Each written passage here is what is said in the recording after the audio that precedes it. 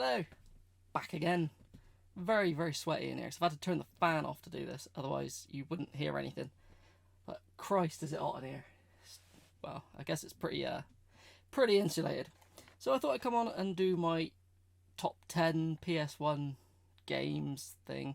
It's a VR to retrobate. This is tough for me to do, because I didn't actually have a PlayStation as a kid. I bought one later on. I was an N64 guy. But I did play a lot around my mates' houses and stuff. And I used to borrow them all the time.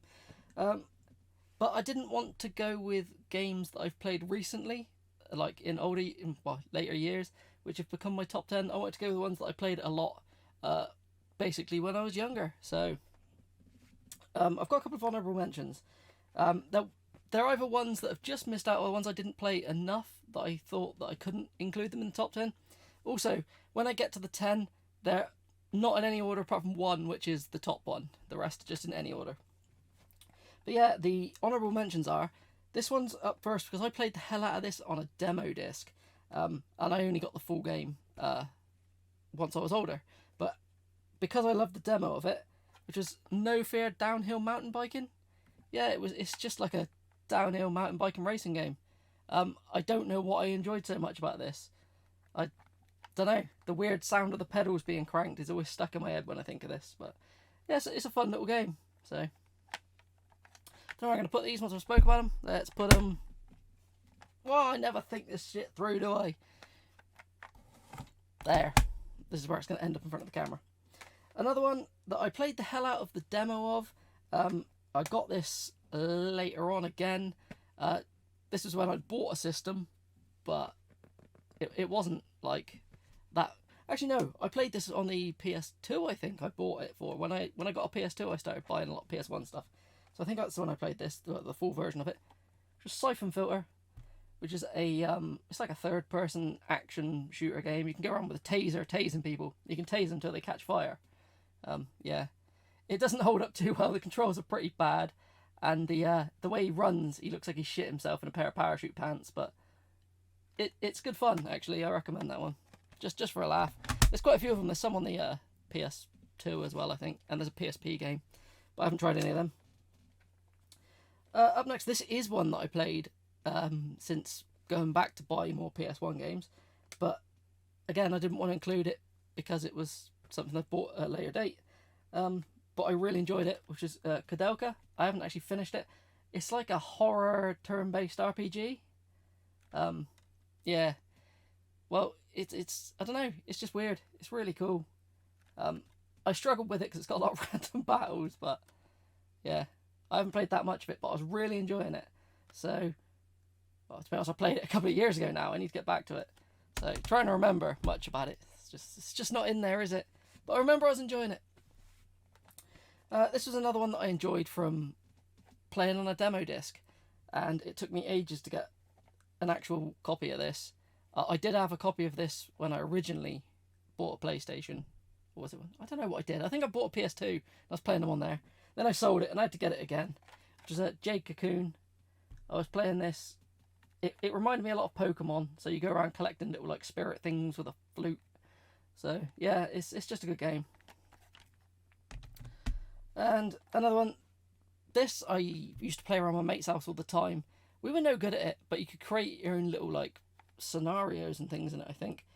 Because we couldn't do the single player, we were shit at it. But it was good fun trying to sneak around and stab people in the throat, which was Tenchu. Bugs me that I'm missing the front cover for this, but never mind. It only cost me £1. Yeah, a little stealth ninja game. Let's move them out of the way. We'll crack on with the top 10. This is very well thought out, as you can tell. They can fit down there. I've got too much shit in here. Right. Now I've got a random cup up here. Okay. Up first we have Driver. I can't say in the number 10 slot because there's no real order to this, apart from the first one.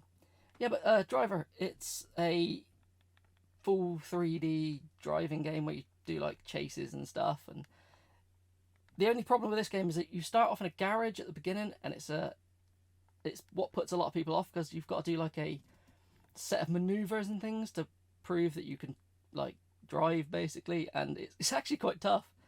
But yeah, this was before GTA went 3D. This was like what everyone wanted GTA to start going like, which it did. But yeah, that started the feud between the people who made Driver and GTA, didn't it? So yeah, I really enjoyed it. This was one of those ones that I played the hell out of a demo of. Then my mate finally got the full version, and we sat there forever. And yeah, we beat this one, if I remember rightly. I haven't beaten it again since, but I do play it from time to time just to give it a go. I used to be really big into wrestling games. Used to love them.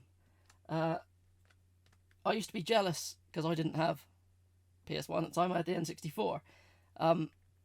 Basically, just at the speed of this game. Just Smackdown 2. Know Your Role. In its weird thin case. Yeah, it's... where I had the N64 one, so I had like WrestleMania 2000. That always felt really sluggish after going back to this. But this was just pure arcade fun. And I don't know, we spent hours creating our own wrestlers on it, so I just loved this game. It was good fun. Another one that me and my mate used to, because I used to go around my mate, it was like mate James's house all the time. He had all this PlayStation stuff, which I didn't have. So we used to go around there and play it. And we spent hours trying to unlock all the finishing, like, ending FMVs on Tekken 3. Yeah, I used to be into, like, fighting games, and now I just suck at them and don't really play them. But yeah, this one, still good. I do have to put a disclaimer in that my girlfriend can kick my ass at this. That's how bad I am. Nah, she's pretty good at games, to be honest with you. Better than me at this. This next one, I played it mainly on the PC as a demo. Then I can't remember what happened. I think I bought this and played it on an emulator on the PC off the disc. I can't remember, but I did used to play this on, well, back when it came out, which was Tony Hawk's Pro Skater 2. I played the first one on the N64 a lot, so yeah, I had to get the PS2 one of this. PS2, PS1, Jesus, this heat's doing my head in. Yeah, so love this, love the music on it. Really like the remake of 1 and 2 as well. Not long before that came out, I sat there and played all the way through this again. So yeah, it doesn't take me long and do every objective and all the money and everything on it in about an hour and a bit. So it's not a very long game, but unlocking all the stats, I think I did all stats, all everything on that in the end, and it was, yeah, I loved it. I also then bought it on the Dreamcast. I spent more time on the Dreamcast than the PS2 one, to be honest with you. Another one that you'd think I'd put the second game of this into a top 10, but to me, the second game is an N64 game. That's where I played it the most, which is the original Resident Evil. Yeah, I've got this annoying platinum version with a big crack through the case, but it, again, only cost me £1. So, but yeah, we actually played. It was again me and my mate James, who, by the way, does have a channel, but he doesn't. It's not a gaming channel. It's a beer reviewing channel. So I might put a link to his channel in the description of this if anyone wants to see him talking about random beers. But yeah, we rented this after we played number 2, and yeah, it was just good fun, wasn't it? I found this a lot more difficult than the second one. But yeah, it's one of those ones that, like, on the weekends we'd get together and just stay up all night playing video games. So I've just got good memories of playing this. It doesn't hold up overly well anymore. You might as well play the GameCube one, which has been ported to pretty much everything. So yeah.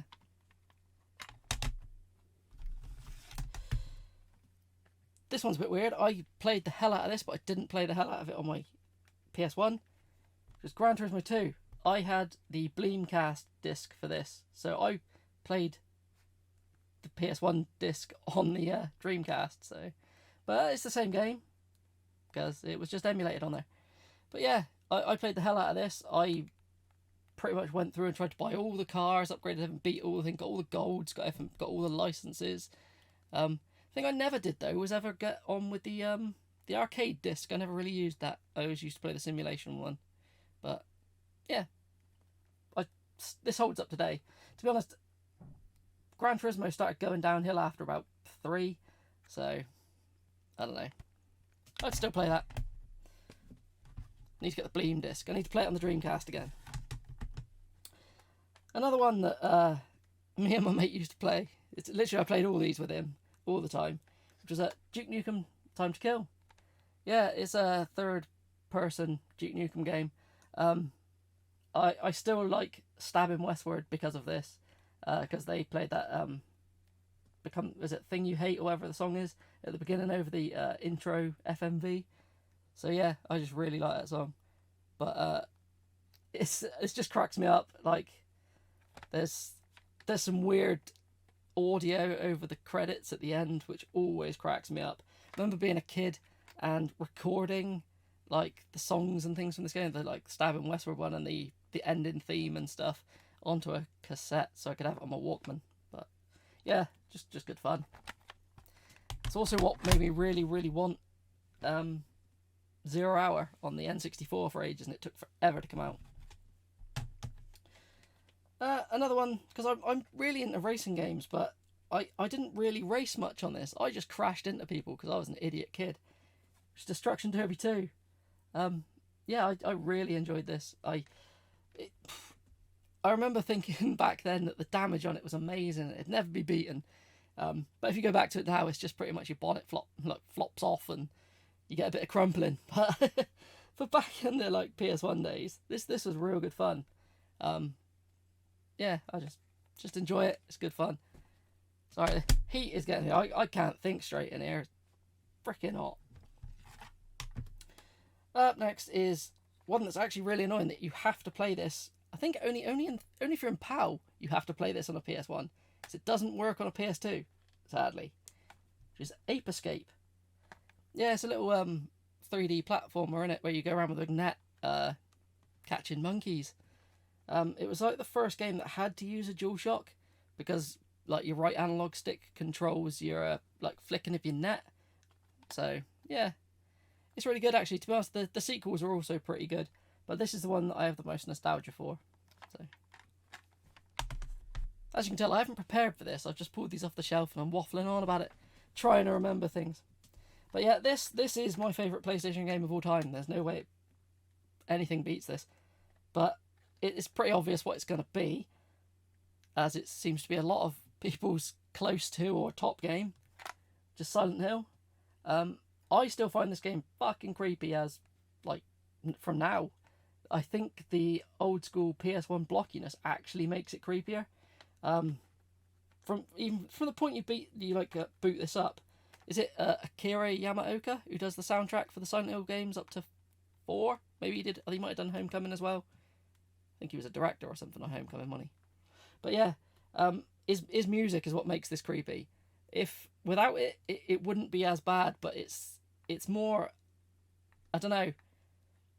The actual sounds to the game is just an ambient mess, and it puts you on edge. And it's the sound direction freaks you out. Like you'll enter a room and you think there's someone in there, but there isn't. There's nothing. I do think Silent Hill 2 did the sound better than this, but this has the iconic theme at the beginning, and yeah, I just love this. And even like when you first start the game up and you're running down like the corridors and the way that the camera shifts around and changes to like distorted angles, you know it's going to be like something different that you didn't see on the PS1 before, or not really since. You've seen people try to do it and it just doesn't work. So yeah, I bloody love Silent Hill. Still scares me. Yeah, that's it. That's some games. Just some games I've waffled on about. I'm gonna stop this here so I can go and stick my head under a tap or something. Just God, it's hot. Anyway, have fun, people.